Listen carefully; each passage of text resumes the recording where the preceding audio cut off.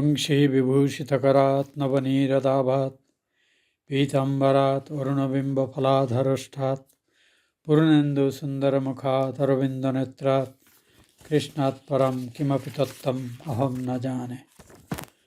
ॐ नमो ब्रह्मण्यदेवाय गोब्राह्मणहिताय च जगद्धिताय कृष्णाय गोविन्दाय नमो नमः। ॐ नमो भगवते वासुदेवाय। শ্রী ভগবানের অশেষ কৃপায় আমরা আজকে শ্রীমদ্ ভাগবত মহাপুরাণের যে মুখ্য স্কন্ধ, দশম স্কন্ধ, যেখানে শ্রীকৃষ্ণ অবতারের বিস্তারিত লীলা বর্ণনা করা হয়েছে, তারই দ্বিতীয় অনুধ্যান। দশম স্কন্ধের প্রথম 1, 2, 3 এই অধ্যায়গুলিতে আমরা ভগবানের আবির্ভাবের পূর্বকথা পড়েছিলাম। ভগবানের জন্ম হয়েছে, মা দেবকী বসুদেব নারস্তব করেছেন। তারপর ভগবান তাঁর সনাতন চতুর্ভুজ শঙ্খচক্র গদা পদ্মধারী মূর্তি পরিহার করে মানব শিশুর আকার নিয়েছেন এবং পিতা বসুদেবকে বলেছেন তাকে নিয়ে নন্দালয়ে রেখে তাঁরই নির্দেশে তাঁর অনুজা ভগবতী যোগমায়া কন্যারূপে যে জন্মেছেন সেই কন্যাকে মা দেবকীর কোলে নিয়ে আসতে। তো আমরা বসুদেবের নন্দালয়ে যাওয়া অবধি বর্ণনা আমরা পড়েছি। এরপর থেকেই আমরা আজকে পড়ছি। শ্রী সুখদেব রাজা পরীক্ষিতকে বললেন, কংস কারাগারের বাইরের এবং ভেতরের দরজাগুলো বসুদেব কারাগারে যশোদা গর্ভসম্ভূতা সেই কন্যাকে নিয়ে কারাগারে পুনরায় ফিরে এসে যখন সেই কন্যাকে দেবকীর কোলে রাখলেন, তখন দেখা গেল আপনি আপনি তাঁদের উভয়ের পাদ শৃঙ্খলিত হলো। সমস্ত দরজাগুলো, যেগুলো অদ্ভুতভাবে বসুদেবের আগমনের সময় খুলে গেছিল, আবার যথারীতি বন্ধ হয়ে গেল এবং এই শিশু সন্তানটি মা দেবকীর কোলে যাওয়ার পরে কেঁদে উঠল। অবাক লাগে, সদ্যজাত শিশু জন্মের পরেই কাঁদে, কিন্তু এখানে এই শিশুটি সেই গোকুল থেকে কংসের কারাগারে, মথুরাতে কংসের কারাগার অবধি আসা পর্যন্ত কাঁদল না। ভগবানের দৈবী মায়া দেখুন, মহামায়ার যে সম্মোহিনী শক্তি, তার প্রভাব দেখুন। তাকে যে বলা হয় তিনি অঘটন ঘটনা পটীয়সী, এর থেকে বড় প্রমাণ আর কি হবে তার। বাচ্চাটি যথারীতি সদ্যজাত শিশু যেমন কেঁদে ওঠে, যে কান্নার মাধ্যমে আমরা বৈজ্ঞানিকভাবে জানি তার শ্বাস প্রশ্বাসের ক্রিয়া বা হৃদয়ের স্পন্দন শুরু হয়, তো সেটি হলো। সঙ্গে সঙ্গে কংসের কারারক্ষীদের ঘুম ভেঙে গেল, যারা যোগমায়ার প্রভাবে গভীর ঘুমে আচ্ছন্ন ছিল। প্রবল ঝড় বৃষ্টি হচ্ছিল, সব থেমে গেল।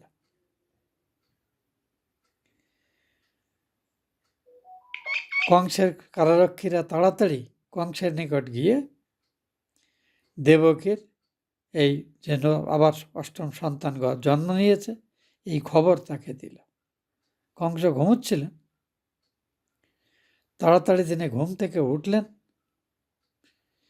উঠেই ভাবলেন, তাহলে দৈববাণী যে বলেছিল যে দেবকীর অষ্টম গর্ভজাত সন্তান যে আমার মৃত্যুর কারণ হবে, সে জন্মেছে। আমার সাক্ষাৎ মৃত্যু তাহলে উপস্থিত, এই ভেবে সে অত্যন্ত ভীত সন্ত্রস্ত চিত্তে,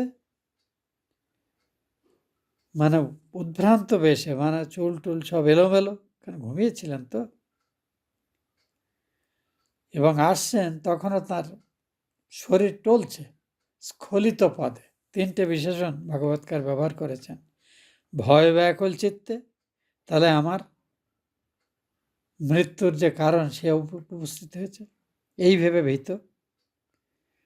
নিজেকে গোছানো, তিনি রাজা, রাজপুরীর বাইরে যাচ্ছেন, এত সব চিন্তার সময় নেই। ওই অবস্থাতেই চলে এলেন এবং তার পাও টলছে। মুক্ত কেশে স্খলিত পদে দেবকীর সুতিকা গৃহে, যেখানে কন্যা জন্মেছিল, সেখানে এসে হাজির হলেন। ভ্রাতা কংসকে সেই উদ্ভ্রান্ত, অত্যন্ত ক্রুদ্ধ, একটা মানুষ যদি জানতে পারে যে তার জম, অর্থাৎ তাকে যে মারবে সে উপস্থিত, এবং সে সর্বশক্তিমান রাজা, তার উপরে কথা বলার কেউ নেই, সে ক্রোধে তার চেহারাটা কেমন হবে? তো সেই ক্রুদ্ধ কংসের চেহারা দেখে দেবতী অত্যন্ত দিনহীনা,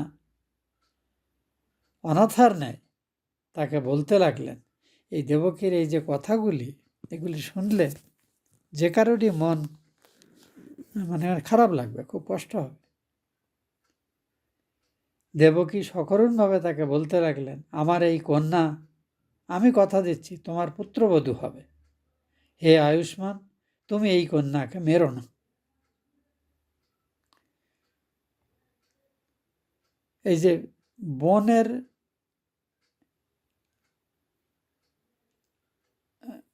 কন্যার সাথে মাতুলের বৈবাহিক সম্পর্ক হতে পারে, এটা কিন্তু সাউথ ইন্ডিয়াতে আছে, আমাদের এদিকে নেই। কাজে এখানে দেবকী যে বলছেন, কংসকে প্রসন্ন করার জন্য বলছেন, তুমি এই কন্যাটাকে মেরো না, এ পরিণত হলে আমি কথা দিচ্ছি তোমার যে পুত্র আছে, এ তোমার পুত্রবধূ হবে। আর এ তো মেয়ে, তোমার কি ক্ষতি করবে? এটাই বক্তব্য।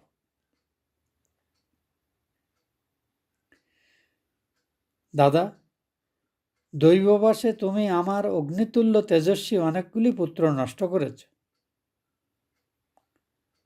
7 সন্তানকে তিনি নষ্ট হয়েছে। কংস 6টিকে মেরেছিলেন, একটি গর্ভচ্যুত হয়েছে বলে প্রবাদ রটেছিল।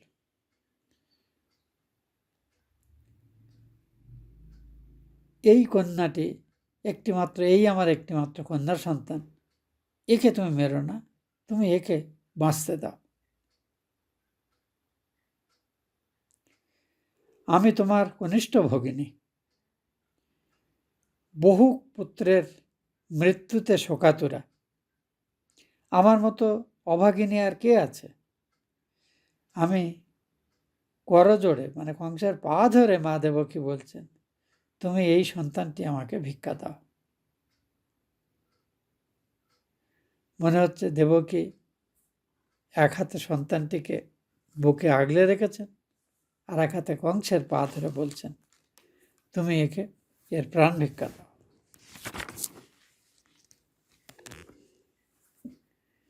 সুখদেব বললেন, কন্যাকে বক্ষে ধারণ করে অত্যন্ত দিনাতিদিনের ন্যায় কাঁদতে কাঁদতে দেবকী কংসের নিকট কন্যার প্রাণ ভিক্ষা করলে।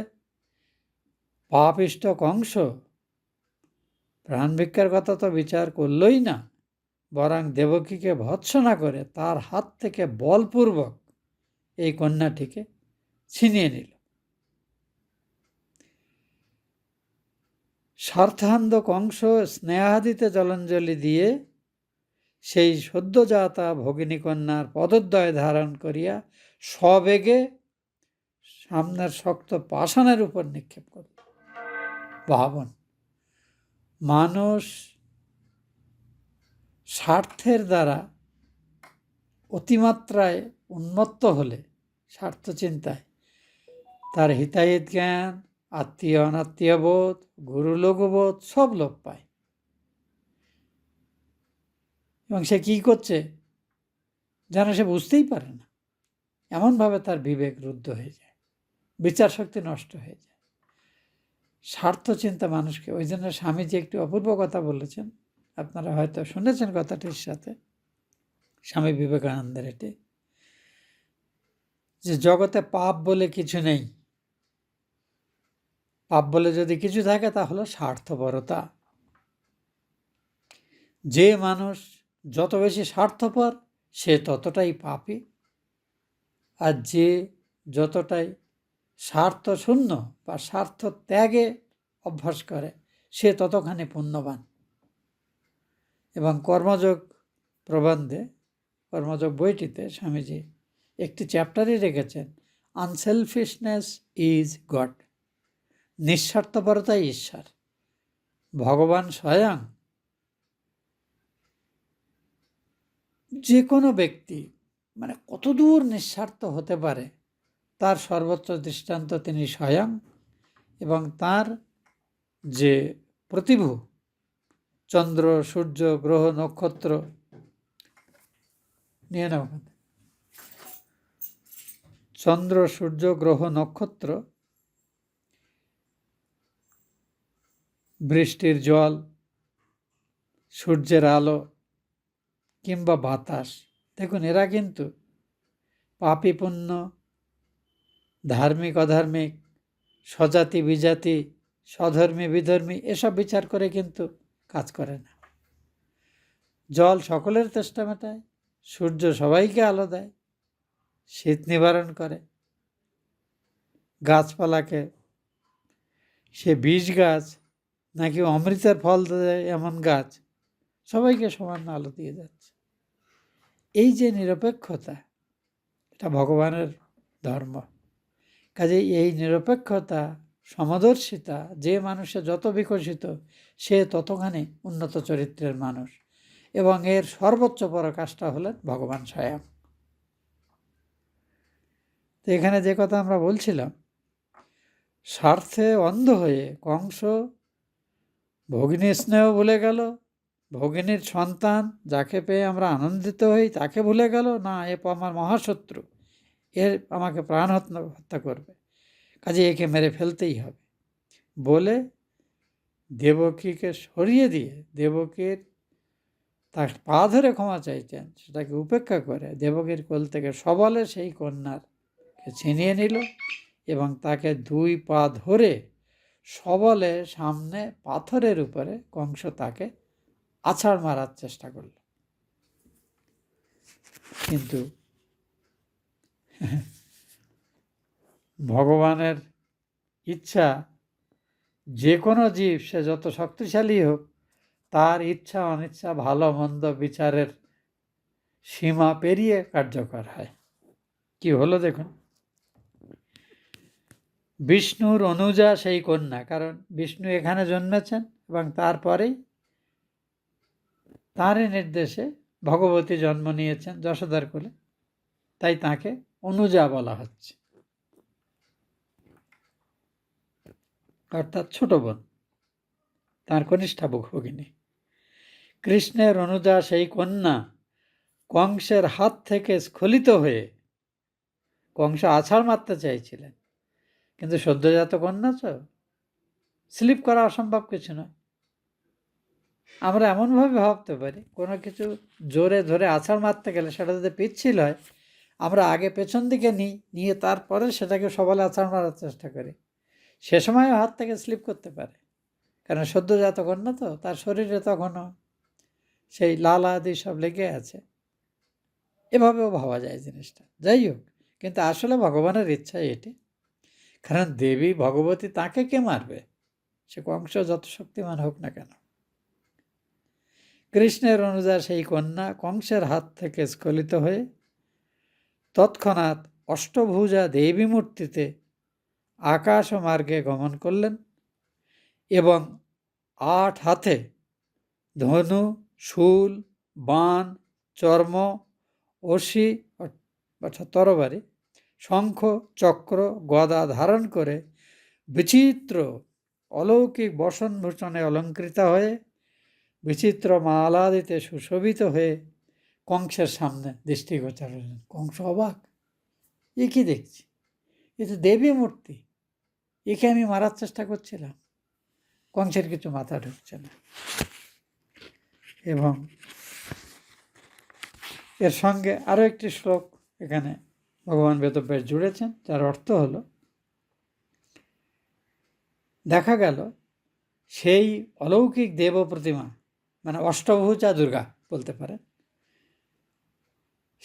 তার চারিদিকে সিদ্ধ মহাপুরুষেরা, চারণেরা, গন্ধর্বেরা, অপ্সরারা, কিন্নরেরা, নাগেরা, এরা অপূর্ব সব উপহার নিয়ে আসছে এবং তার স্তুতি করছে।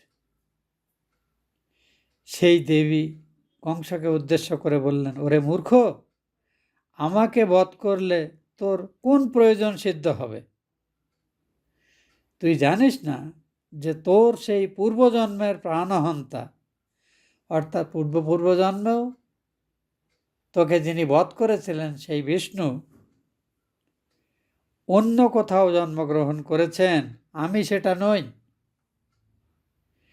তুই বসুদেবাদি নিরীহ ব্যক্তিগণের উপর বৃথা উৎপাদন করা বন্ধ কর। দেবী বললেন, আবার পড়ছি, ওরে মূর্খ, আমাকে বধ করলে তোর কি প্রয়োজন সিদ্ধ হবে? তোর সেই পূর্বজন্মের প্রাণহন্তা কোথাও না কোথাও জন্মগ্রহণ করেছে। তুই বসুদেবাদি বা তার আত্মীয় স্বজন যারা, যেমন বসুদেবের অন্য সন্তানেরা, এই নিরীহ ব্যক্তিদের উপরে উৎপাদন বৃথাই করছিস, এটা বন্ধ কর। এ করে তোর আসল প্রয়োজন সিদ্ধ হবে না, তোর শত্রু অন্য কোথাও বাড়ছে। এখানে একটি মহাপ্রচলিত বিভ্রান্তিকর উক্তি, যা আমাদের এইসব হরিকথা, কৃষ্ণকথা যারা সর্বসাধারণে বলেন, সেই কথাকারেরা বাংলা ভাষাতে প্রচার করেন, তোমারে বধিবে যে গোকুলে বাড়িছে সে। যেন ভগবতী স্বয়ং কংসকে বলেই দিচ্ছেন, আরে তুই আমাকে মেরে কি করবি? তোকে যে বধ করবে সে গোকুলে জন্ম নিয়েছে। ভগবতী এমন নির্বোধের মতো কথা বলেননি। কাজেই আমাদের এই কত কথারা আবেগের আতিশয্যে অনেক সময় বিভ্রান্তকর তথ্য জনসমাজে প্রকাশ করে। ভাগবতে পরিষ্কার বলা হচ্ছে, দেবী কিছুতেই বলেননি কোথায় আছেন তিনি, অন্য কোথাও তিনি আছেন, জন্ম নিয়েছেন, বৃদ্ধি হচ্ছেন এবং তোমাকে বধ করবেন, তুমি নিশ্চিত হও। কাজেই আমাকে বধ করার যে তুমি চেষ্টা করছো, এটা তোমার বৃথা চেষ্টা।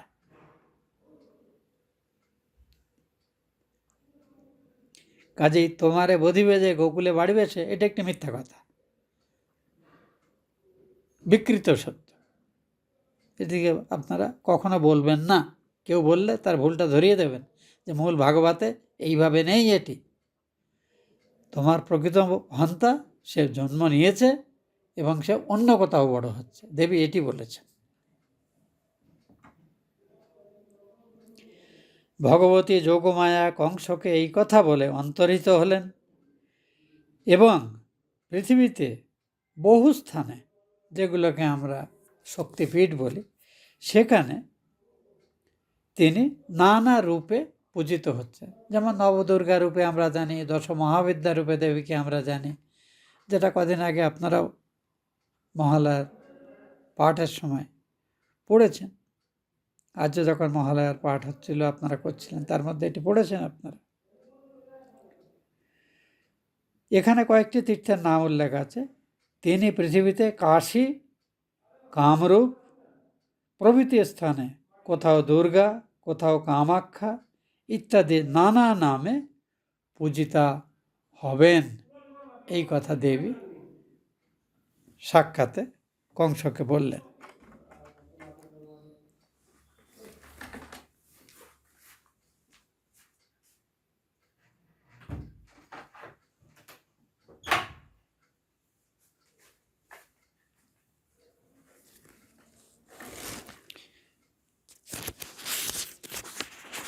এরপরে দেবীর এই কথা শুনে কংস অত্যন্ত বিস্মিত হল। বলল, ইয়ে কি, আমি এতদিন ধরে আমার শত্রু দেবকীর গর্ভে জন্মগ্রহণ করবে বলে এদের কারারুদ্ধ করে রেখেছি, তো বেকার হয়ে গেল। তখন তার মধ্যে অনুশোচনা হলো। কিন্তু এইসব অসংযত চরিত্র, লোভী, স্বার্থপর মানুষ, এদের অনুশোচনা অত্যন্ত সাময়িক হয়। আমরা পরে পরে দেখব যে কংসের এই অনুশোচনা প্রকৃত অনুশোচনা ছিল না। এখানে ভাগবতকার বলছেন, দেবীর এই কথা শুনে কংস অত্যন্ত বিস্মিত হল এবং দেবকীকে এবং বসুদেবকে কারাগার থেকে মুক্ত করল এবং অত্যন্ত বিনীতভাবে তাদের বলতে লাগলো। এখানে কংসের কথাগুলো খুব বিচার করার। হে ভগিনী, হে ভগিনীপতি, আমি অত্যন্ত পাপাত্মা অর্থাৎ নিষ্ঠুর, স্বার্থান্ধ এবং ক্রমাগত বহু পাপে লিপ্ত আছি। আমি রাক্ষসের ন্যায় তোমাদের অনেকগুলি পুত্র নষ্ট করেছি। তোমার পুত্রহন্তা আমি অতি নির্দয় এবং অত্যন্ত খল অর্থাৎ হিংসুটে, নিজ স্বার্থের দ্বারা প্রণীত হয়ে আমি বহু জ্ঞাতি, বান্ধব এবং সমস্ত পরিত্যাগ করে জীবন মিথের ন্যায় অবস্থান করছি। কংস তো নিজের পিতা উগ্রসেনকেও বন্দি করে তো নিজেই রাজা হয়েছেন। এই দেহের পরে নিশ্চয়ই আবার কর্মফলে অন্য কোনো দেহ নিয়ে আমি জন্মাব। সেই দেহে নিশ্চয়ই ব্রহ্মহত্যাকারীর মতো কোনো ভয়ঙ্কর পাপের পরিণামস্বরূপ যেসব অত্যন্ত যন্ত্রণাদায়ক নরকে মানুষের গতি হয়, তেমন কোথাও আমার গতি হবে। দেখুন, তার সমস্ত পরিকল্পনা ভেস্তে যাওয়াতে কংসের মধ্যে এখন অনুতাপ হচ্ছে যে আমি বহু ব্রাহ্মণের হত্যা করেছি, অনেকের হত্যার দুর্ব্যবহার করেছি, তোমাদের প্রতি নৃশংস আচরণ করেছি, তো এত কিছু যে আমি করেছি, এত শিশু আমি হত্যা করেছি, এর ফল নিশ্চয়ই আমাকে ভুগতে হবে কর্মফল বলে। কাজেই কোনো অত্যন্ত দুর্বিষহ নরকেই হয়তো দেহান্তরে এই তো শরীর গেলে আমার গতি হবে বলে কংস একটি মতের কথা বলছেন। এখন বুঝলাম যে শুধু মানুষই স্বার্থের দ্বারা প্ররোচিত হয়ে বা স্বার্থসিদ্ধির জন্য মিথ্যে কথা বলে না, দেবতারাও মিথ্যে কথা বলেন। কেন কথা বললেন? আমি মিথ্যা দৈববাণীতে বিশ্বাস করেই ভগিনীর শিশু সন্তানগুলি এতদিন হত্যা করেছি এবং এটিকেও হত্যা করার চেষ্টা করছিলাম, কিন্তু আমি পারিনি। তাই কংস বলছেন শুধু মানুষই মিথ্যা কথা বলে না, দৈববাণীও মিথ্যা কথা বলে। আসলে দৈববাণী কিন্তু মিথ্যা হয়নি। দৈববাণী যা বলেছিল সেটি সত্যি হবেই, সেটা ভবিষ্যতে আমরা দেখতে পাব। কিন্তু কংস যেহেতু স্বার্থান্ধ, কংস দেবতাদেরও দোষারোপ করছে। আমরা অনেকেই অন্যায় করি, করে যখন কঠোর শাস্তি পাই তখন ভগবানের ঘাড়ে দোষ চাপাই। এ জগতে এমন অনেক মানুষকে আপনি দেখতে পাবেন আপনারই চারপাশে। কংস তাদেরই একজন। তোমরা মহাবিবেকবান।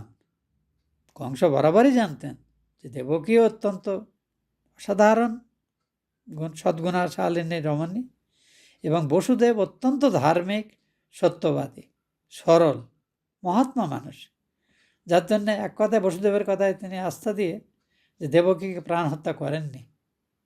ওই দিন আমরা বলেছিলাম যে কংস নিজে নিষ্ঠুর, কিন্তু সে বসুদেবের চরিত্রের দৃঢ়তায় এতটাই সন্তুষ্ট ছিল, ঠিক আছে তুমি যখন বলছো তাহলে আমি দেবকীকে আর মারছি না, তার সন্তানদের আমি মারব। এবং প্রথম সন্তান হওয়ার পরে অত্যন্ত কষ্ট হলেও বসুদেব, দেখুন ভক্তরা সত্য রক্ষার জন্য করতে পারে না হেন কাজ নেই, নিজ হাতে সদ্যজাত সন্তানকে কংসের হাতে সত্য রক্ষার জন্য তুলে দিয়েছেন। তো ঠিক আছে, আমি তোমায় কথা দিয়েছিলাম এই সন্তানকে দিচ্ছি, এখন তুমি একে মারবে কি বাঁচাবে তুমি ঠিক করো। তো সেই কথা স্মরণ করে বসুদেবকে কংস বলছেন তোমরা মহাবিবেকবান, দুজনকেই বলছেন। সুতরাং নিজ কর্মফলে ভোগরত পুত্রদের জন্য তোমরা শোক করো না। ওরে বাবা, নিজে হাতে যাদের সন্তানদের নিষ্ঠুরভাবে মারল তাদের বলছে শোক করে না। কেন না? ওদের ওই কর্মফলেই ওরা ওই রকম মৃত্যুবরণ করেছে। তার মানে কংস জ্ঞান পাপী, সে পরিষ্কার জানে সে অন্যায় করেছে, এবং সে যে কথা বলছে সেটা কিন্তু শাস্ত্রবাক্য। পরে আমরা দেখব ভগবান বসুদেব কংসের বাক্যকে সমর্থন করছেন। দেখুন কংসের ধর্মজ্ঞানের একটু পরিচয় শুনুন। তোমরা মহাবিবেকবান, সুতরাং নিজ কর্মফল ভোগরত পুত্রগণের জন্য দুঃখ, অর্থাৎ তোমার সন্তানরা, ওদের অকাল মৃত্যু ওদের ভাগ্যে লিখিত ছিল, তার জন্যে হয়তো আমি নিমিত্ত মাত্র হয়েছি, আমার মাধ্যমে তারা মৃত্যুপথে গত হয়েছে। জীব কর্মের অধীন, সে কখনোই আত্মীয়গণের সাথে একত্র বাস করতে পারে না, মানে চিরকাল থাকে না। আমরাই তো জন্মের সময় একা আসি, মরার সময় একাই মরতে যাই, কোনো আত্মীয় স্বজন সঙ্গে যায় না। অথচ জন্মের পরে সংসারাদিতে প্রবেশ করার ফলে এত আত্মীয় স্বজন হয়, তারা মনে করে আমাদের ছাড়া তাদের চলবে না, আমারও মনে করি আমরা না দেখলে তাদের কে দেখবে।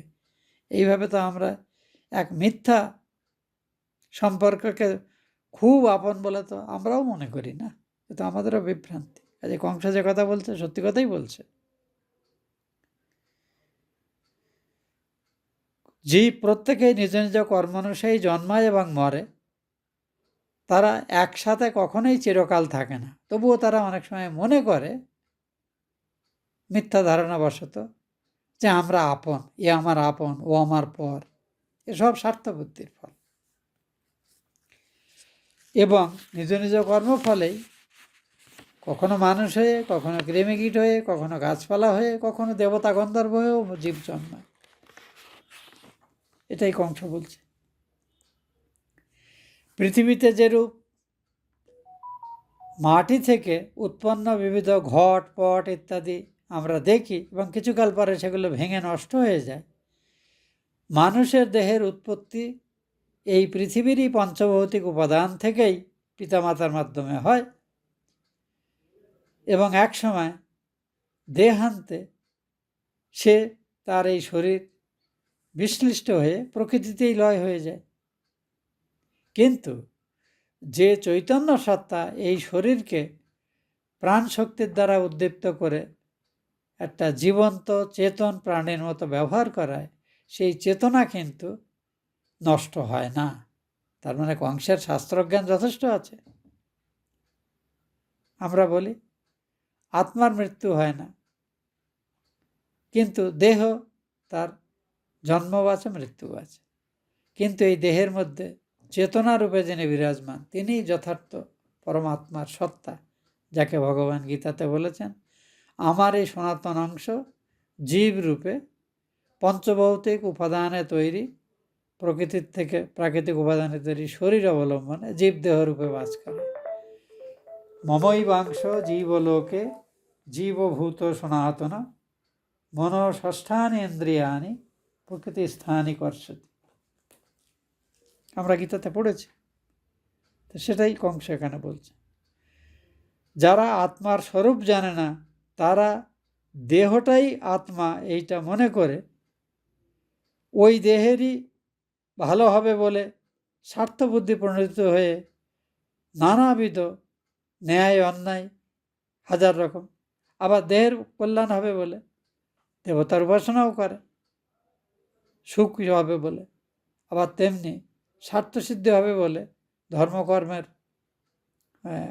মাথায় ধামাচাপা দিয়ে অনায়াসে নিষ্ঠুর স্বার্থপর কাজও করে, হিংসাদি করে।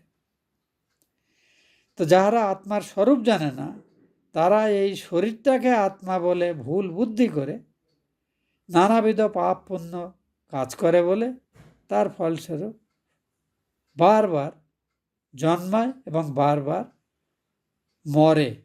এইভাবেই তাদের এই সংসারে যাতায়াত অর্থাৎ জন্ম মৃত্যু চক্রের ঘুরপাক খাওয়াটা আর কিছুতেই বন্ধ হয় না। বাবা, কংস তো এখন শাস্ত্র উপদেশ দিচ্ছেন।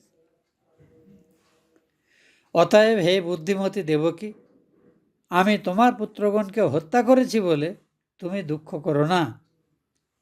সকল জীবই নিজকৃত কর্মফল ভোগ করে থাকে।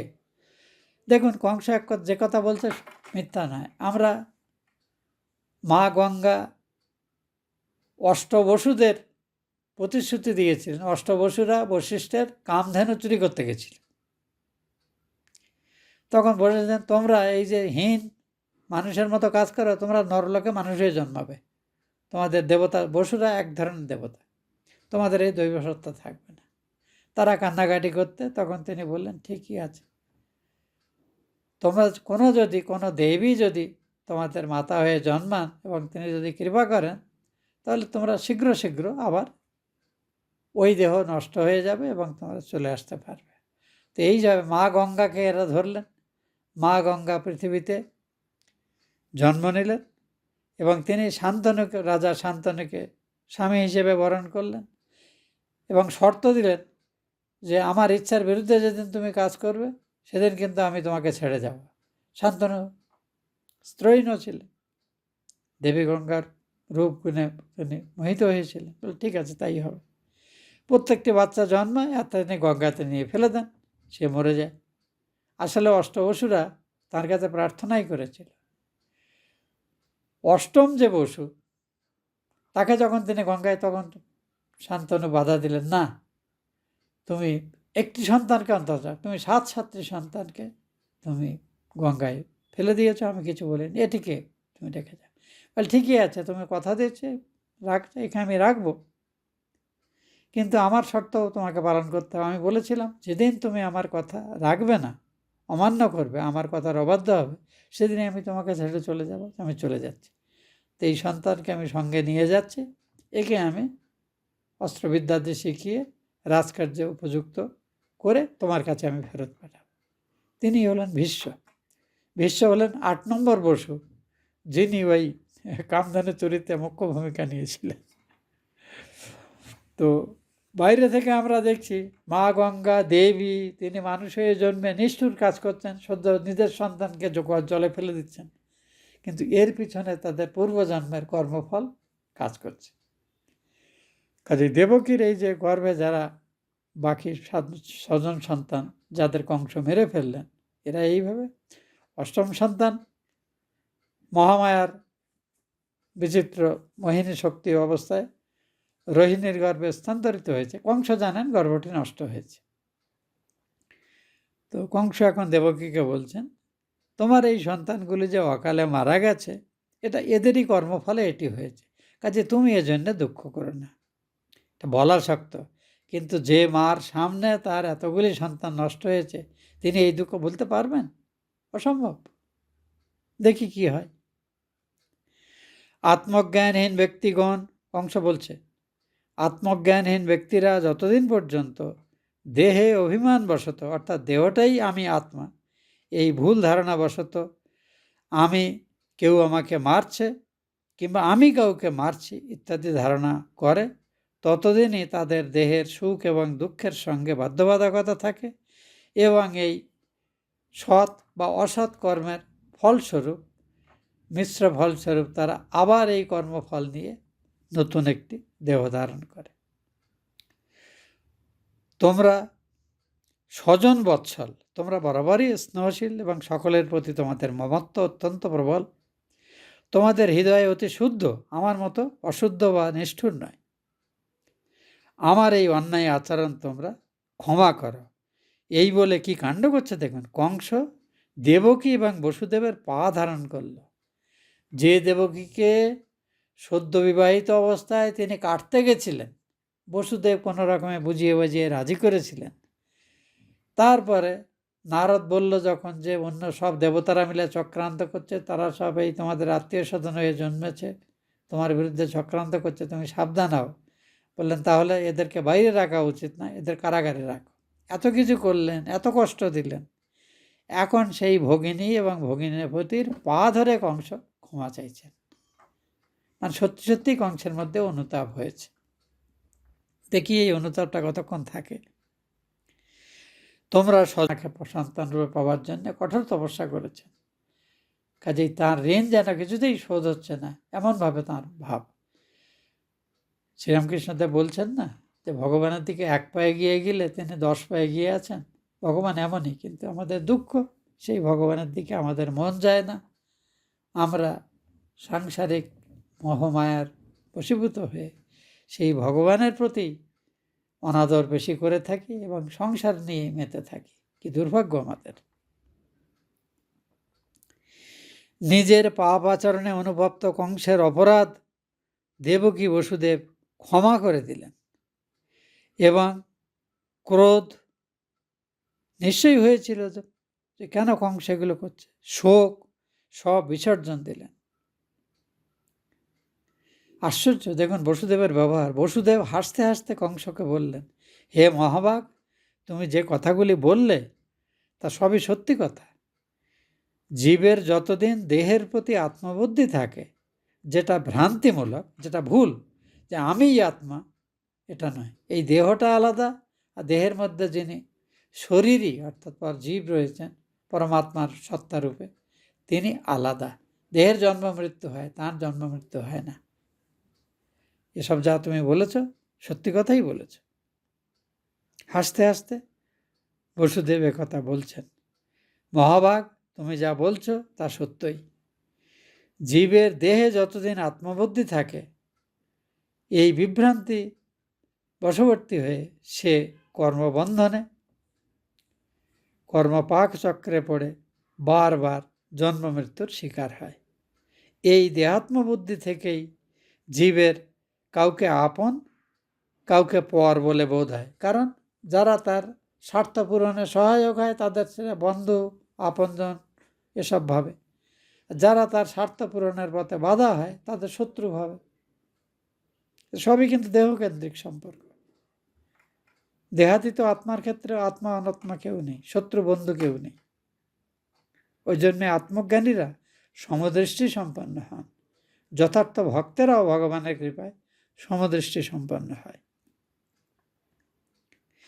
দেহে আত্মবুদ্ধি সম্পন্ন মানুষেরা এই আত্মবুদ্ধির জন্যে যে পঞ্চবিধ ক্লেশ, বহুবিধ ক্লেশের শিকার হয়। এই ক্লেশগুলো বলা হচ্ছে, যেমন তারা কখনো দুঃখ করছে অর্থাৎ শোকান্বিত হচ্ছে, কখনো হাসছে, কখনো ভয় পাচ্ছে, কখনো কারোর প্রতি ঈর্ষা করছে, কখনো কারোর সম্পদে লোভ হচ্ছে তার, কখনো সে যা যা নয় তাই ভেবে তার প্রতি মোহগ্রস্ত হচ্ছে, আবার কখনো নিজের সুখ সম্পদের প্রতি দাম্ভিক হয়ে আমি ধনী, আমি মানি, আমি জ্ঞানী, আমি এত বড় পদে থাকি ইত্যাদি ভাবনা। কাজেই এই শোক, হর্ষ, ভয়, দ্বেষ, লোভ, মোহ, মদ, এই 7 রকমের বিভ্রান্তি ক্রমাগত জীবকে কষ্ট দেয়, কিন্তু জীব নিজে বুঝতে পারে না। ভগবানের কৃপা হলে তখন সে বুঝতে পারে আমি ভুল করছি। তা না হলে এসব নিয়েই মানুষ মেতে থাকে। আমরা কম বেশি এসব নিয়েই মেতে আছি। এর মধ্যে হয়তো আমাদের কারোর একটু সদ্বুদ্ধি হয়েছে বলে আমরা ঐশ্বরিক বিষয়ে শুনতে, জানতে, পড়তে চেষ্টা করছি, কিন্তু এ সবগুলোই আমাদের আছে। শোক, আত্মীয় স্বজন বললে আমাদের শোক হয়। আমাদের প্রিয়জন যাদের আমরা মনে করি তাদের সাফল্যে আমরা খুব আনন্দিত হই না। ফুটফুটে নাতি নাতনির জন্ম হলে আমাদের একবার আনন্দে ডগমগ করি আমরা। আবার সেই যদি অকাল মৃত্যুর শিকার হয় আমরা কেঁদে ভাসিয়ে দিই। অন্য কেউ যদি আমাদের থেকে ধনী, মানি বা নাম যশের শিকার হয় আমাদের একটু জ্বলুনি হয়, ঈর্ষা হয়। মৃত্যু ভয় আমাদের সবসময় তাড়া করে।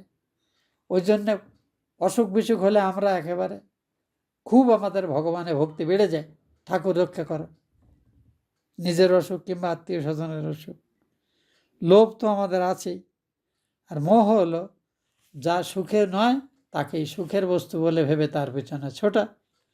অর্থই হলেই সব হয়ে যাবে বলে ধর্ম অধর্ম বিবেক বর্জিত হয়ে সেই অর্থ সংগ্রহের পেছনে ছোটা। আবার সেই অর্থাদি সম্পদ, নাম যশ, প্রভাব প্রতিভা যখন এলো তার জন্য ওরে ও জানে না আমি কত বড় মানুষ, আমাকে এই কথা বলল। খুব সুন্দরভাবে ভগবদ্গীতার দৈবাসুর সম্পদ বিভাগ যোগে এই আসুরি সম্পদ আমাদের কিভাবে শোকময়ের শিকার করে তার সুন্দর বর্ণনা আছে, একটু পড়ে নেবেন। তাহলে বসুদেবের এই কথার অর্থটা বুঝতে পারবেন। আসলে এই যে শোক, হর্ষ, ভয়, দেশ, লোভ, মোহ, মদ ইত্যাদি বিকার, যে সপ্ত বিকার যে জীবের মধ্যে হয়, এর কারণ হলেন ওই যে যোগমায়ার কথা বললাম, সেই ভগবতী মায়াই, ভগবানেরই মায়া শক্তি, যা তার আবরণ এবং বিক্ষেপ, এই উভয়বিধ শক্তি জীবের উপরে প্রয়োগ করে জীবকে ওই কলুর বলদের মতো নাকে দড়ি দিয়ে সংসারে চালায়। তা এটাকেই ভাগবতে বলা হয়েছে কাল শক্তি। বসুদেব বলছেন, দেহে আত্মদৃষ্টি সম্পন্ন ব্যক্তিরা শোক, হর্ষ, ভয়, দ্বেষ, লোভ, মোহ, মদযুক্ত হয়ে কালরূপী শ্রী ভগবানই যে জীবকে পরস্পর একে অপরকে হত্যা করাচ্ছেন বা একে অপরের দ্বারা হত হচ্ছেন, জীব কিছুতেই এটা বুঝতে পারে না। এমনকি অর্জুনেরও এই বিভ্রান্তি ছিল, যার জন্য তিনি আত্মীয় স্বজনের অবিচারের প্রতিকার কল্পে যুদ্ধ করতে এসেছেন, এসে হঠাৎ না না এরা আত্মীয়, এদের কি করে আমি মারি, ওদের পক্ষে যারা ভীষ্ম দ্রোণ আছেন এরা আমাদের গুরুজন, গুরুজনদের গায়ে কি করে আমি অস্ত্রাঘাত করব। ওই একই শোক মোহের ফল। ওই জন্য ভগবান প্রথমেই বললেন, তুমি জ্ঞানীর মতো তত্ত্ব কথা বলছো, কিন্তু আচরণ করছো মহামূর্খের মতো, মূঢ়ের মতো আচরণ করছো, এটা তোমার শোভা পায় না। এই তিরস্কার দিয়ে ভগবান গীতাকে অর্জুনকে উপদেশ দেওয়া শুরু করলেন। স্বামীজি এই উপদেশটা খুব পক্ষপাতী ছিলেন, স্বামী বিবেকানন্দ। তা বসুদেব বলছেন, জীব শোক, মোহ, হর্ষ, ভয় ইত্যাদি বিকারের বশবর্তী হয়, যেটা ভগবানের কালশক্তিরই প্রভাবে হয়। কখনো নিজে কাউকে হত্যা করার প্রয়োজন বোধ করে, আর কখনো অন্য আমাকে হত্যা করছে বলে ভাবে।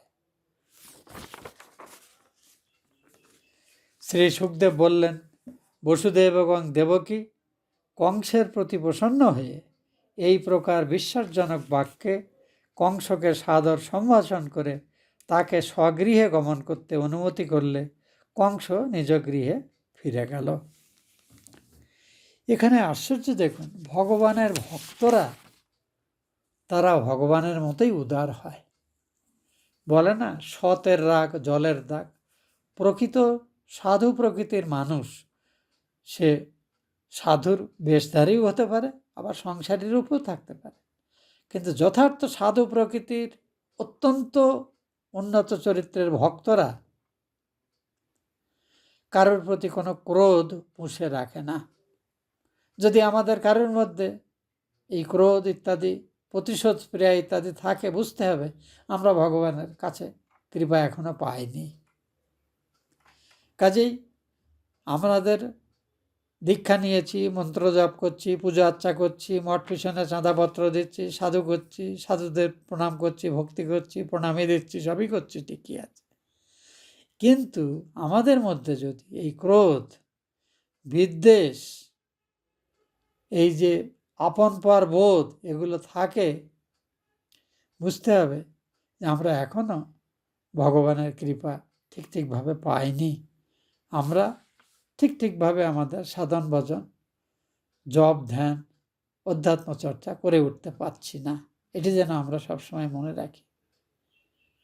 সংসারে যেই আমাদের প্রতি যত অপরাধ করুক, যেদিন ভগবান সম্পূর্ণরূপে আমাদের হৃদয়ে অবস্থান করবেন, সেদিন আমরা তাদের প্রতি এই ক্ষোভ, দুঃখ সব ভুলে যাব। যেমন এই বসুদেব দেবকী দেখুন, কংস সদ্যজাত সন্তানদের 6টি সন্তানকে চোখের সামনে মেরেছে, অষ্টমটিকে মারতে যাচ্ছিল কিন্তু পারল না। এসব দেখার পরেও কংস অনুতপ্ত হয়েছেন, তাদের পাদরে ক্ষমা চেয়েছেন, আর তারা ক্ষমা করে দিলেন। এ সাধারণ মানুষ পারে না। এ ভগবানের অত্যন্ত কৃপাপ্রাপ্ত পরম বৈষ্ণব, পরম ভক্তরাই এটি করতে পারে। এরপরে সুখদেব পরবর্তী অংশের বর্ণনা যাচ্ছেন। পরীক্ষিত মুগ্ধ হয়ে শুনছেন যেন গিলছেন। তার তো অন্য জল তিনি ত্যাগ করেছেন, কিন্তু বলছেন আমার ক্ষুধা তৃষ্ণা বোধ নেই। আমরা আগে পড়েছি। সেই ভাদ্র কৃষ্ণাষ্টমী রজনী প্রভাত হলো। এই যত কাণ্ড আমরা দেখলাম সব সেই রাত্রে, কৃষ্ণ জন্মাষ্টমী আমরা সদ্য পালন করলাম, ওই রাত্রেই হলো, কিছুদিন আগে করেছি আমরা। ওই একই দিনেই যে আমরা কাঠামো পূজা করি, কারণ ওই দিনেই মহামায়াও জন্ম নিয়েছিলেন বলে ওই দিনে কাঠামো পূজা করা হয় মা দুর্গার। সেই ভাদ্র কৃষ্ণাষ্টমী রজনী প্রভাত হলে কংস তো ফিরে গেল, বসুদেবদের কাছে পা ধরে তাদের ক্ষমাটমা চেয়ে ফিরে গিয়ে তার মন্ত্রীদের ডাকল। কারণ তার ধারণা দৈববাণী মিথ্যা হয়েছে, কিন্তু আবার একটি দৈববাণী হয়েছে। সে এই বলেছে, কি বলেছে সেটা বলল, নিজে কি করবো বুঝতে পারছে না, কাজেই তার পরামর্শ দ্বারা, আর কংসের পরামর্শ দ্বারা তারা সব অসুর। তারা কি সুন্দর পরামর্শ দিচ্ছে আমরা একটু বাদে শুনব। সেই ভাদ্র কৃষ্ণাষ্টমীর রাত শেষ হলো। কংস তার মন্ত্রীগণকে আহ্বান করে যোগমায়া যা যা বলেছেন, যোগমায়া কি বলেছেন, ওরে মূর্খ, তুই আমাকে মারতে চেষ্টা করছিস, আমাকে মেরে তোর কী লাভ হবে? তোর সেই হন্তা এ জন্মের নয়, পূর্ব জন্মেও তোকে যিনি হত্যা করেছে সেই হন্তা এবারও জন্মেছেন, এবং তিনি অন্য কোথাও বড় হচ্ছেন। এটি দেবী বলেছেন। সেই দৈববাণীর কথা তার অসুর মন্ত্রীদের সব বলল।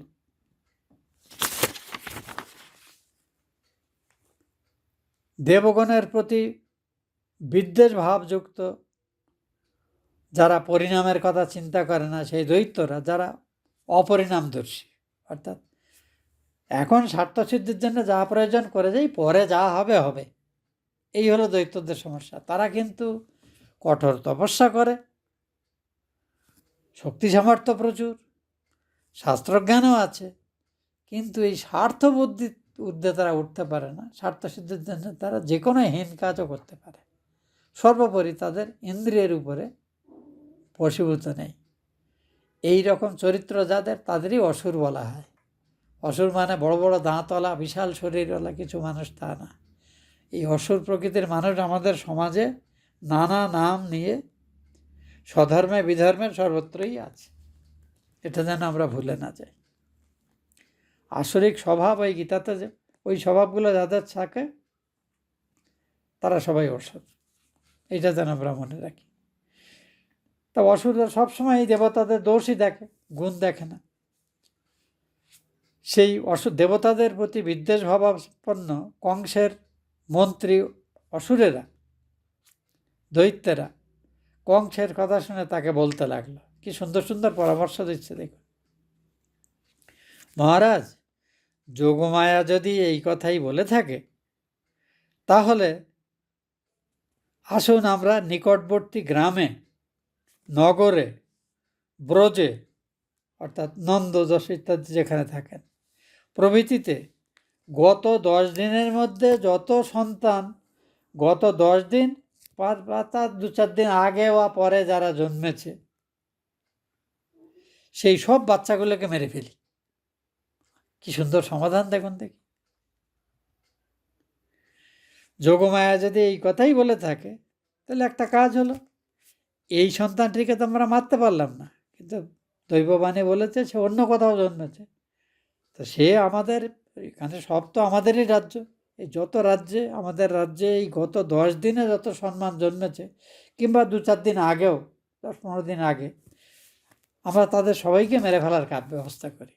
তাহলে তার মধ্যে এই যে আপনার শত্রু, যে সেও মারা পড়ে যাবে। বলা হয় বাইবেলে আমরা যে যিশুর জন্মের পর সে রাজা হেরোড যে সব শিশুদের 3 দিন জন্মানো সব মেরেছেন, বলে এই যে কাহিনীটি আছে, হিন্দু ধর্মের কাহিনী তো অতি প্রাচীন, এই কাহিনীটি সম্ভবত এই হিন্দু ধর্ম থেকেই বাইবেল যারা রচনা করেছেন তারা নিয়েছেন, এমন একটি মতও চলে। আমি এটিকে সমর্থন করছি না, কিন্তু এমন একটি মতও আছে, সেটি বললাম।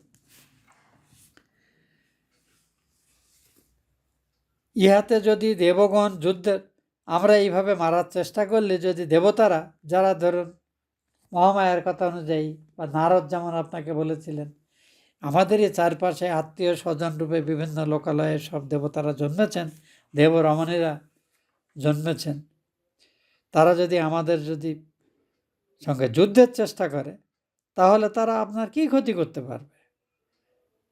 আপনার ধনুর টঙ্কার শুনলেই তো তারা ভয়ে উৎকণ্ঠিত হয়ে থাকে, আর তারা সবসময় ভীরু। দেবতারা সবসময় অসুরদের ভয়ই পায়। তারা আপনার নিক্ষিপ্ত বাণে ছিন্ন ভিন্ন অঙ্গ হয়ে নিজের প্রাণ রক্ষার্থে যুদ্ধ পরিত্যাগ করে অনেকবার পলায়ন করেছে। অতীতে বহুবার আপনি দেবতাদের হারিয়েছেন, এবারেও আমরা যদি তারা যুদ্ধ করে তাই করে, কাজে আমরা নেমে পড়ি এদের মারার জন্য। এও তো আমরা জানি যে তাদের মধ্যে কোনো কোনো দেবতা ভীত হয়ে অস্ত্রত্যাগ করে হাত জোড় করে আপনার কাছে প্রাণ ভিক্ষা করেছেন, এবং আপনি তাদের কাপড় চোপড় কেড়ে নিয়ে অপমান করে যাও বলে ছেড়ে দিয়েছেন।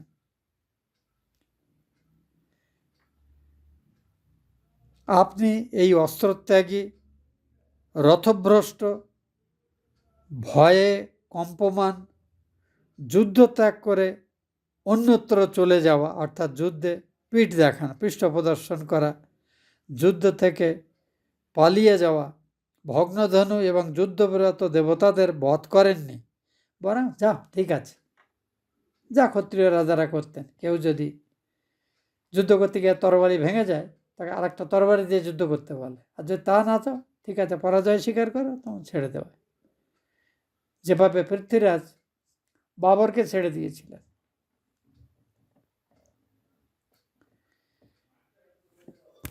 তো এইসব আমাদের ক্ষত্রিয় রাজারা আগেকার দিনে আমাদের পালন করত।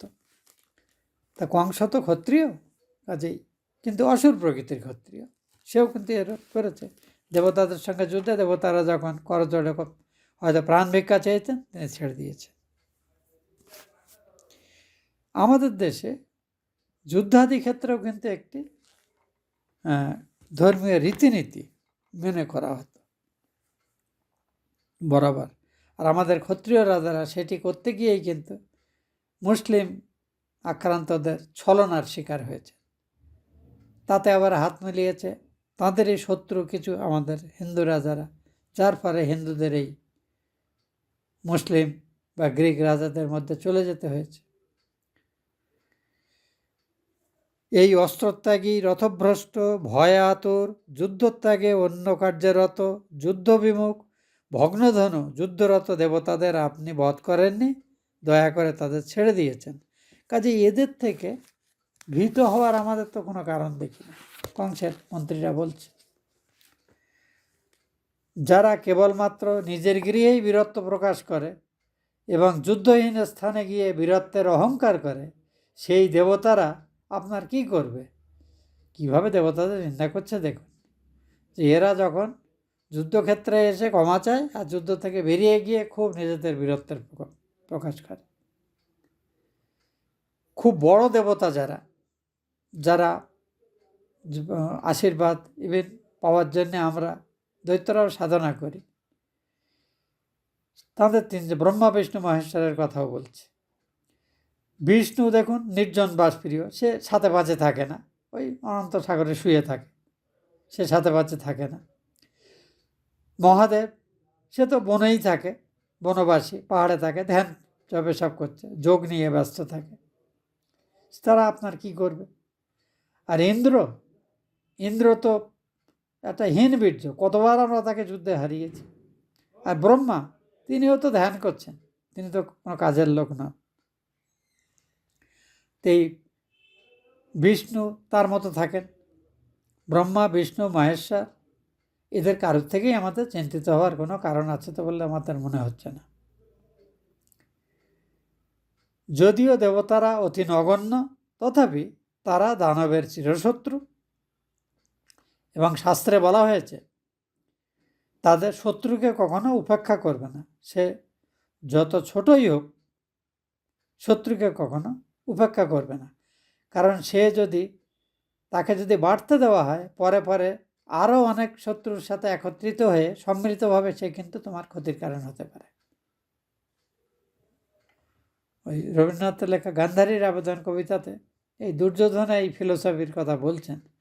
শত্রু যদি অল্প তবু নাশের কারণ, মূলস্থ বল্লিক যথা নাশে তরুগুণ।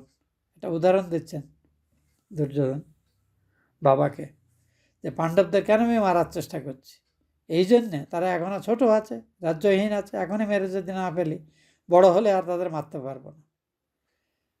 শত্রু যত ছোট হোক, যত ক্ষুদ্র হোক, তাকে উপেক্ষা করলে কি হয়, একটা বড় বড় গাছ, বিশাল বটবৃক্ষ, কিন্তু উই পোকাগুলো ছোট ছোট, তাদের একটু টিপলেই মরে যায়।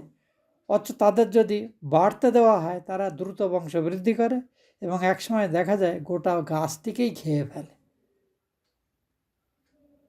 কাজেই শত্রু ছোট হলেও এগুলো শুক্রনীতিতে আছে। তা রাজারা শুক্রনীতিও মানতেন রাজ্য জয় ইত্যাদির জন্য। তো দৈত্যরা সেটাই বলছেন যে আপনার শত্রুরা তারা হয়তো এখন শিশু অবস্থায় আছে এবং গত 10 দিনের মধ্যেই জন্মেছে, একদিন না, আজকে জন্মেছে শুধু তারা না, গত 10 দিনের মধ্যে যারা জন্মেছে তাদের সবার, এমনকি তারা 2-4 দিন আগে যারা, তাদের সবাইকে আমরা খুঁজে খুঁজে যেখানে যত জন্মে সবাইকেই মেরে ফেলার ব্যবস্থা করব। তাহলে আপনি নিষ্কণ্ঠ হয়ে গেলেন।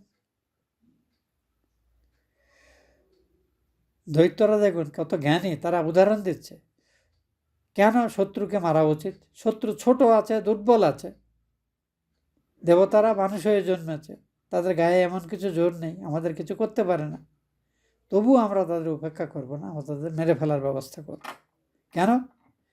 শরীরের কোনো যদি ব্যাধি যদি হয়, অসুখ যদি হয়, সেই ব্যাধি যদি চিকিৎসা না করা হয় যথাসময়ে, তাহলে ওটা হতে হতে এত বড় হয়ে যায়, ওটা কিন্তু প্রাণহানির কারণ হতে পারে। তোমার ছোটো ফোঁড়া হয়েছে, যত্ন নিলেন না, ওটা দূষিত ক্ষত, গ্যাংগ্রিন হয়ে গেল, তখন পাটা কেটে দিয়ে ফেলতে পারে বা হাতটা কেটে ফেলতে দিতে হতে পারে। এমন সময় গ্যাংগ্রিনটা এত ছড়িয়ে যায়, হয়তো আপনার আর শরীর রক্ষা করা, ওটা ঘাটা ছড়িয়ে গেছে ক্যান্সারের মতো শরীরে, তখন মৃত্যু হবে। অথচ ওটা প্রথম দিকে যত্ন নিলে এতটা হতে পারত না। তাহলে দৈত্যরাও কিন্তু তাদের জ্ঞান, বিবেক, বুদ্ধি, বিচার শক্তি কম নয়, তারা যথেষ্ট প্রবীণ। বলছেন যাদের ইন্দ্রিয় সংযম নেই, সে কখনো ইন্দ্রিয়কে সবশে রাখতে পারে না। ঠিক সেইভাবে শত্রুকে উপেক্ষা করলে সেই শত্রুই সম্পদ ইত্যাদি সংগ্রহ করে যখন বলবান হয়ে ওঠে, তখন আর তাকে দমন করা যায় না।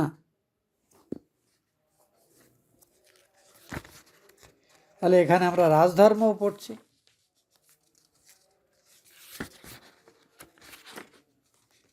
তাই অসুর সেনাপতিরা বলল, বিষ্ণুই যখন সকল দেবতার আদি কারণ এবং সনাতন ধর্ম যেখানে অনুষ্ঠিত হয়, বিষ্ণু সেখানেই থাকেন। আর সনাতন ধর্মের আশ্রয় হলো বেদ, আর সেই বেদ অনুযায়ী কাজ করে যারা, সেই ব্রাহ্মণরা, গরু, যাদের শরীরে সমস্ত দেবতার বাস, তপস্যা এবং যজ্ঞ। সনাতন ধর্ম এই কটিকে আশ্রয় করে অবস্থান করে, বেদকে আশ্রয় করে থাকে, ব্রাহ্মণকে মানে সদ্গুণশালী ব্রাহ্মণকে, মানে জন্মের ব্রাহ্মণ নয়, কর্মসূত্রে ব্রাহ্মণ, সদ্গুণে যে ব্রাহ্মণ তাদের, গরু, তপস্যা, ত্যাগ তপস্যা এবং যজ্ঞ, পূজা অর্চনা, এইগুলিকে অবলম্বন করেই সনাতন ধর্ম অবস্থান করে। এগুলি সনাতন ধর্মের ভিত্তি, বেদ, ব্রাহ্মণ, তপস্যা, যজ্ঞ, এরা। আর এগুলো করে মূলত ব্রাহ্মণরা। কাজে হে রাজন, আমরা সর্বত্র চেষ্টা করব, যারা বেদ অধ্যয়ন করছে বা বেদ মেনে চলছে বা বেদ অনুযায়ী যাগযজ্ঞ করছে, যারা স্বধর্মে নিরত, যারা যাজ্ঞিক ব্রাহ্মণ, যারা হোম আদি করে, যারা গোয়ালা অর্থাৎ গরু পালন করে এবং গরুর দুধ যত বিক্রয় করে, এবং যত গরু আছে, আসুন আমরা এগুলোকে সব মেরে ফেলার ব্যবস্থা করি। কি সাংঘাতিক সংকল্প বলুন দেখি, অসুরদের কাণ্ড, অসুরিক কাণ্ডই বটে। ব্রাহ্মণ, বেদ, তপস্যা, সত্য, সংযম, আর একটু বিস্তারিত করে বলা হচ্ছে যে ভগবান এই বস্তুগুলিকে অবলম্বন করে এই জগতে নিজের অস্তিত্বকে প্রকাশ করেন। তারা কে? ব্রাহ্মণকে, গরুকে, বেদকে, তপস্যাকে, সত্যকে, ইন্দ্রিয় সংযমকে,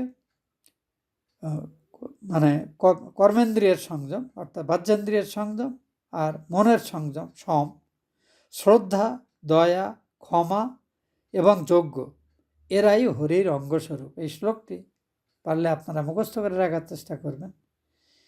বিপ্রাহা গাবস্যা বেদাস্যা তপো সত্য দমক্ষম শ্রদ্ধা দয়া তিতিক্ষা চ ক্রতবস্য হরেস্তনুহু। অর্থাৎ ব্রাহ্মণ, গো, বেদ, তপস্যা, সত্য, দম, সম, শ্রদ্ধা, দয়া, ক্ষমা, যজ্ঞ, এরাই শ্রীহরির অঙ্গস্বরূপ। এই যে ধর্ম আমরা লোকতে শুনি, এই হলো যথার্থ ধর্ম। এইগুলি যারা মানে, এগুলিকে সত্য বলে মানে এবং এই অনুসারে জীবনযাপন করে, তারাই যথার্থ ধার্মিক। বিষ্ণুই সমস্ত দেবতার অধিপতি এবং সে অসুরদের হিংসা করে এবং সবসময় দেবতাদের পক্ষ নেয়, কিন্তু সে নির্জনবাসী। এই ইন্দ্রাদি, লোকপাল এবং ব্রহ্মা, রুদ্রাদি সহ সমস্ত দেবতার মূল হলেন বিষ্ণু। অতএব ঋষিগণের হিংসাই একমাত্র উপায়। যত ঋষিরা আছে, মুনিরা আছে, ধার্মিক ব্রাহ্মণরা আছে, যাদের পরামর্শ নিয়ে অন্য সাধারণ মানুষরাও যাগ, যজ্ঞ, পূজা অর্চনা, ত্যাগ, তপস্যাদি করে, আসুন আমরা নির্বিচারে এদের সব মেরে ফেলার ব্যবস্থা করি। তাহলেই আপনার জীবন সুরক্ষিত হবে। আসন্ন মৃত্যু, আসুর প্রকৃতি, দুর্মতি কংস এই রূপে তার অপরিণামদর্শী অসুর মন্ত্রীদের সহিত মন্ত্রণা করে তাদের কথায় সায় দিল এবং গো, ব্রাহ্মণ ইত্যাদির হিংসাকেই নিজের জীবন রক্ষার জন্য সবথেকে প্রয়োজনীয় উপায় বলে মেনে নিল। নিরীহ প্রকৃতি, গো, ব্রাহ্মণ আদি হিংসা করবার জন্য কংস তার যে নিষ্ঠুর অসুরেরা এগুলো করে খুব আনন্দ পেত এবং যারা তাদের মায়ায় নানা রকম রূপ ধারণ করতে পারে, অসুরদের মায়া ফলে ছোট হওয়া, বড় হওয়া, বিশাল হওয়া ইত্যাদি ক্ষমতা, অলৌকিক সব সিদ্ধি তাদের থাকতো, অনিমা, গরিমা, লঘিমা ইত্যাদি। তা সেই সব অসুরদের বলল, ঠিক আছে, তোমরা চারদিকে যাও, গিয়ে যেমন যেমন বললে এগুলো করো, আমি তোমাদের অনুমতি দিচ্ছি। দানবগণ স্বভাবতই রজগুণ প্রিয় এবং তমগুণ এবং রজগুণই তাদের মধ্যে প্রধান কার্যকর জিনিস। কাজেই তারা তমগুণের প্রভাবে তারা বিবেক জ্ঞানহীন, ন্যায় অন্যায়ের বিচারবিহীন, তাদের মৃত্যু নিকটবর্তী। আর এগুলো যারা করে জানতে হবে তাদের মৃত্যু আসন্ন, কারণ ভগবান বেশি দিন এগুলো সহ্য করেন না। তাই তারা কংসের আদেশে সাধু প্রকৃতির যত মানুষ তাদের উপর অত্যাচার করতে আরম্ভ করল। বলে এখানে এই অধ্যায় সুখদেব এই কথা বলে শেষ করছেন। পৃথিবী প্রভৃতি দ্রব্যসমূহ যথাসম্ভব এবং যথাশাস্ত্র কালবশত স্নানে, শৌচে, গর্ভাধান আদি সংস্কারে, তপস্যায়, যজ্ঞে, দানে এবং সন্তোষে পবিত্র হয় এবং পরমাত্মস্বরূপ জ্ঞানে জীবাত্মা পবিত্র হয়। কাজেই মহাৎ এসব যারা মেনে চলে তাদের বলা হয় মহাৎ বা সৎ ব্যক্তি। আর এই সৎ এবং মহৎ ব্যক্তিদের যারা অমর্যাদা করে তাদের আয়ু নষ্ট হয়, সম্পদ নষ্ট হয়, ধর্ম নষ্ট হয়, পরকালও নষ্ট হয়, ইহকালও নষ্ট হয়, এমনকি তাদের সর্ববিধ সৎকর্মের যে ফল সেগুলোও নষ্ট হয়ে যায়। এই বলে এই অধ্যায়টি ভগবান বেদব্যাস শেষ করেছেন।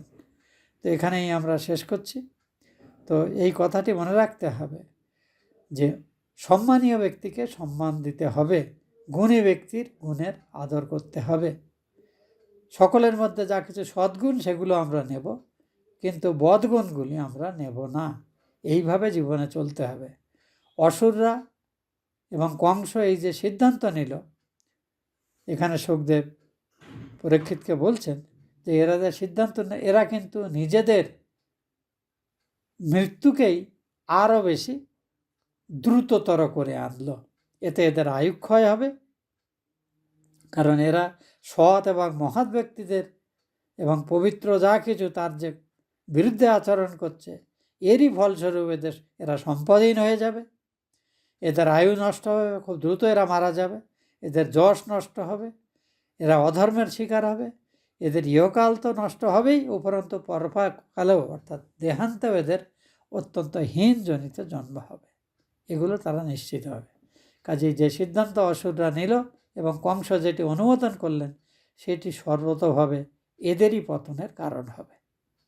এইখানে এই অধ্যায় শেষ হচ্ছে। ওম এইতপূর্বম প্রাণবুদ্ধি দেহধর্মাদিকারত জাগ্রত স্বপ্ন সুষুপ্তি অবস্থাসু মনসা বাচা কর্মণা হস্তাভ্যাম পদ্ভ্যাম উদরেণ শিষ্ণা যৎকৃতম যদুক্তং যৎস্মিতং তৎসর্বং ব্রহ্মার্পণম ভবতু স্বাহা মাং মোদয়ঞ্চ সকলম শ্রীরামকৃষ্ণচরণে সমর্পয়ে। ওং বিধিহীনম ক্রিয়াহীনম মন্ত্রহীনম যদর্শিতম মায়া নিবেদিतं ভক্ত্যা পরিপূর্ণं তদস্তু মে। কর্মণা মনসা বাচা তত্র নান্য গতির্মম অন্তশ্চারেণ ভূতানাং দ্রষ্টা ত্বং পরমেশ্বর। ওম শান্তি শান্তি শান্তি। হরি ওম তৎসৎ। শ্রীরামকৃষ্ণার্পণমস্তু।